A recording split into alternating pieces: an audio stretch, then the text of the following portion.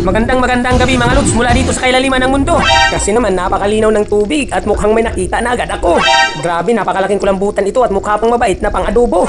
Bibigyan pa kita ng pagkakataong makatakas pero pag hindi ka tumakbo, uulamin ka na panigurado tapos masaya yun dahil mabubusog tayo. Agay, tusok! O diba, nakikita nyo naman mga lods, hindi nakapuslit itong dambuhalang pusit. Kaya naman, jackpot agad ang buhay na mano natin ngayong gabi mga lods. Thank you Lord! Eto pa, pabalik na naman ako sa kailaliman ng mundo mga lods, pero parang may naninag ako dito pa lang sa kalagitnaan. Anong klaseng organismo kaya ito? Parang mahaba at makintab. Kaya naman, lalapitan ko pa. Mabuti na lang, medyo mabagal lang ang kanyang langoy. Ayan, nasa tapat na natin mga lods. Lanuhan ito, masarap sa sabaw. Ay, lagot, biglang kumaripas ng langoy, iniwanan ako.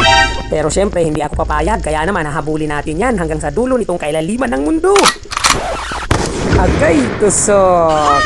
Akala ko hindi ko na maabutan mga lods, bigla kasing bumilis ang kanyang langoy. Kaya naman ang mahiwagang SWAT out mula dito sa kailaliman ng mundo ay para sa'yo. Idol Noli M. Silvestre, advance happy birthday!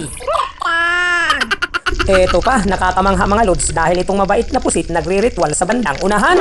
Mabuti na lang saktong-sakto ang aking lubog dito sa kailaliman ng mundo sa kanyang paanan.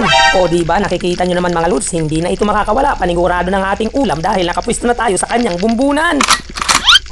Agay, tusok! Ang mabait na pusit dahil hindi siya makulit, kaya naman napunit.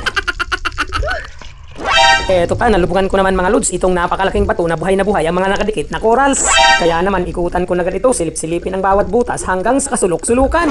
Mayroon namang kuweba sa bandang ilalim, mahaba pero mukhang walang lamang isda.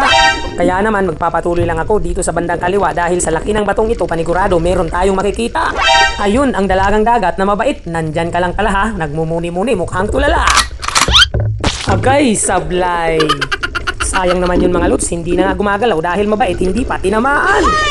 Eto pa, pagkaahon ko naman mula sa kailaliman ng mundo, nandito lang pala ang malaking balo naghihintay sa akin mga lods. Tinatawag nga itong needlefish sa Ingles, marami dito sa isla namin, napakadelikado dahil matulis ang nguso, parang karayom.